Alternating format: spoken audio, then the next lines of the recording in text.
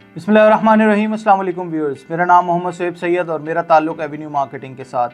Viewers, आज एक दफ़ा फिर एक बहुत ही ज़बरदस्त और अहम वीडियो के साथ आप लोगों के सामने हाज़िर हुआ हूँ। आज की वीडियो का जो ताल्लुक़ है वो मेरी पिछली वीडियो से है। अगर आप लोगों ने देखी हो, कुछ दिन पहले मैंने एक वीडियो बनाई थी जो कि पाकिस्तान के अंदर टैक्स पेयर्स के हवाले से बहुत ज़्यादा इम्पॉर्टेंट वीडियो थी, जिसमें जो हमारे फाइलर्स और नॉन फाइलर्स का चक्कर था जिसको कि अब गवर्नमेंट ने ख़त्म कर दिया है, उसके हवाले से थी। ये वीडियो उसी का एक तसलसल है। उसके अंदर मैंने जो लोकल रेजिडेंट्स थे उनके हवाले से सारी चीज़ें बताई थी, लेकिन चूँकि पाकिस्तान से बाहर भी बहुत सारे ऐसे पाकिस्तानी हैं जो कि रहते हैं, जो कि ओवरसीज़ पाकिस्तानी कहलाते हैं, उनके हवाले से क्या गवर्नमेंट का प्लान है, किस तरह से वो अब प्रॉपर्टी वगैरह ले सकेंगे, कोई और दूसरी चीज़ ले सकेंगे। क्योंकि पाकिस्तान में रहते हुए जो लोग पाकिस्तान के रेजिडेंट्स हैं वो अब कोई भी, अगर वो नॉन फाइलर हैं तो वो ना वो प्रॉपर्टी ले सकेंगे, ना वो गाड़ी ख़रीद सकेंगे, ना वो बैंक अकाउंट्स खोल सकेंगे। इवन कुछ अरसे के बाद गवर्नमेंट का प्लान है कि उनके जो एग्जिस्टिंग बैंक अकाउंट्स हैं उनको भी फ्रीज़ कर दिया जाएगा। तो इस वजह से जो ओवरसीज़ पाकिस्तानी हैं उन लोगों के साथ क्या मामलात होंगे, किस तरह के मामलात होंगे, ये चीज़ हम आज अपनी इस वीडियो में डिस्कस करेंगे। व्यूअर्स, वीडियो में आगे बढ़ने से पहले मैं आप लोगों से दरख्वास्त करूंगा कि एवेन्यू मार्केटिंग के चैनल को सब्सक्राइब कर लें, बेल आइकन को क्लिक कर लें ताकि आने वाली भी तमाम इन्फॉर्मेटिव वीडियोस आप लोगों तक बआसानी पहुंच सकें। अच्छा व्यूअर्स, जो ओवरसीज़ पाकिस्तानी हैं, ऑब्वियसली अगर वही कानून जो कि लोकल पाकिस्तानियों के ऊपर लागू होता है, जो कि गवर्नमेंट ने जो रूल बनाया है लोकल पाकिस्तानियों के लिए, जो यहाँ के रेजिडेंट्स हैं उनके लिए, कि अगर वो नॉन फाइलर हैं तो वो ना प्रॉपर्टी ले सकेंगे, ना गाड़ी ले सकेंगे, ना ही और कोई चीज़ ले सकेंगे। तो मेजॉरिटी जो ओवरसीज़ पाकिस्तानी हैं वो भी नॉन फाइलर्स ही होते हैं।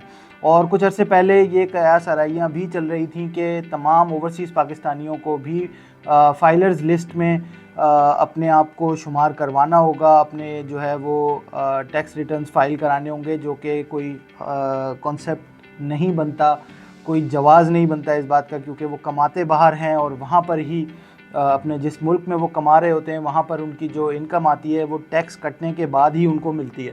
तो ऑब्वियस ही बात है कि पाकिस्तान में उसका इनकम टैक्स कटना या किसी भी किस्म का दूसरा टैक्स कटना, इसका कोई जवाज़ नहीं बनता। लेकिन फिर भी ये कयास आराइयाँ चल रही थी कि उनके ऊपर भी किसी तरह की कोई इस तरह का कोई बोझ ज़रूर डाला जाएगा। लेकिन फॉर्चुनेटली जो इस वक्त हमारे पास ख़बर आई है उसके मुताबिक जो ओवरसीज़ पाकिस्तानी हैं, ऑब्वियसली जब वो पाकिस्तान अपनी रेमिटेंसेस भेजेंगे तो उस पर कोई टैक्स नहीं लगाया जाएगा। दूसरी चीज़ ये है कि जो ओवरसीज़ पाकिस्तानी हैं उनको पाकिस्तान के अंदर फाइलर होने की भी ज़रूरत नहीं होगी।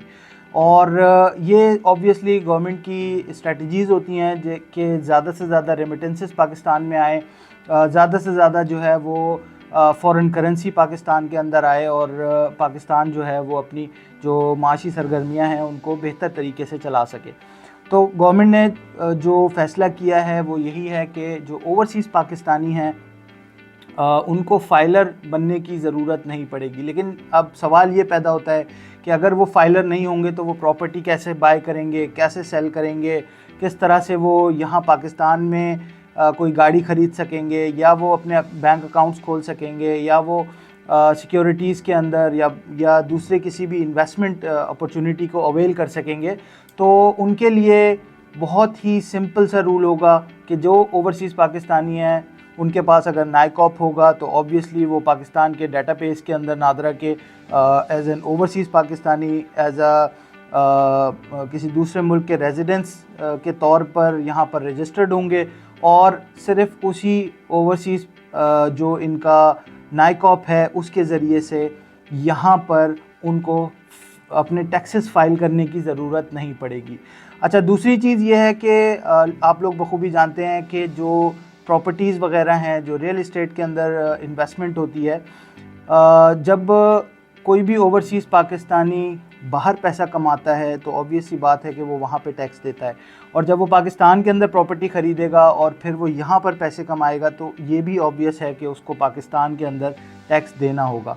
जो लोकल रेजिडेंट्स हैं उनके लिए मैं आपको बता दूँ, पहले भी मैंने एक वीडियो में ज़िक्र किया है टैक्स का, کہ 236K ہے جو کہ پراپرٹی خریدتے وقت دینا ہوتا ہے، جو کہ پراپرٹی کی ویلیو کا 3% ہے، جو کہ ہر بندے کو دینا ہوگا. چونکہ اچھا اس کے علاوہ جو نان فائلرز تھے، یہ پہلے سسٹم تھا کہ جو فائلرز تھے وہ 3% دیتے تھے، نان فائلرز 10% دیتے تھے. لیکن اب چونکہ فائلر نان فائلر کا سسٹم ہی گورنمنٹ نے ختم کر دیا، جو نان فائلر ہوگا وہ خرید ہی نہیں سکے گا پراپرٹی کو، تو ظاہر سی بات ہے کہ اب وہ 10% والا معاملہ بالکل ہی وائنڈ اپ ہو چکا ہے.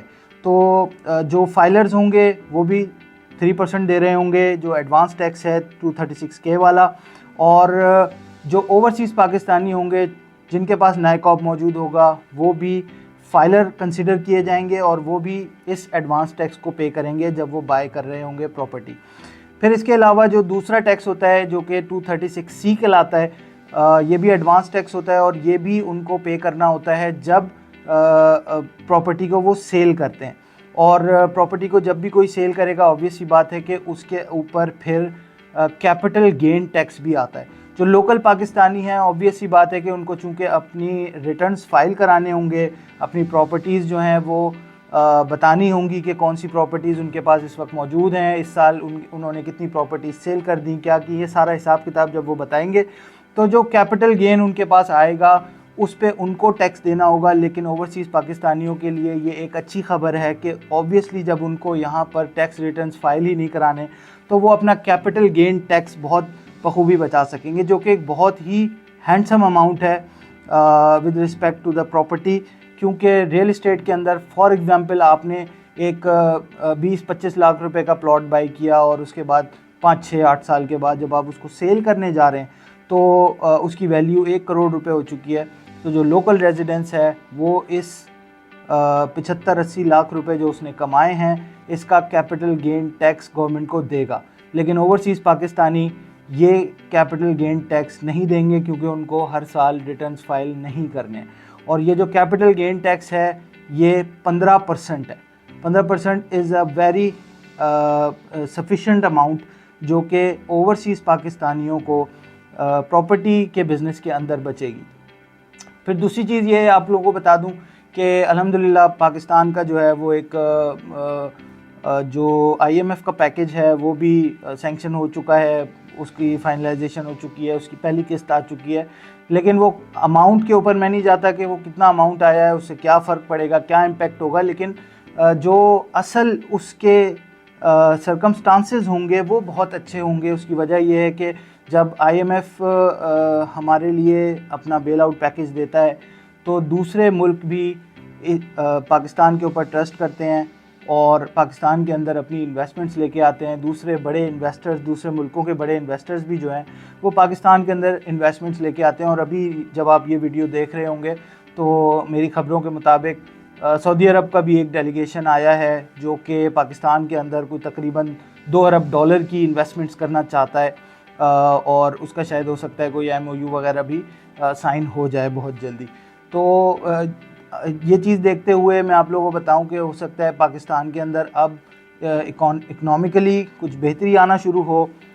ریئل اسٹیٹ کا جو بزنس ہے، جو پراپرٹی کا بزنس ہے وہ بالکل ہی چونکہ ڈاؤن ہو گیا تھا، اب ایسا لگتا ہے کہ یہ اپورڈس چلنا شروع کرے گا. اس بزنس کے اندر کچھ ہلچل ہوگی، اس کے اندر کچھ کام شروع ہوگا، اور انشاءاللہ ہم امید کرتے ہیں کہ ریئل اسٹیٹ کا بزنس جو ہے وہ اب فردر گرو کرنا شروع کرے گا. تو ویورز، یہ تھی آج کی ویڈیو. ملتے ہیں انشاءاللہ ایک اور نئی ویڈیو کے ساتھ بہت جلد. اللہ حافظ.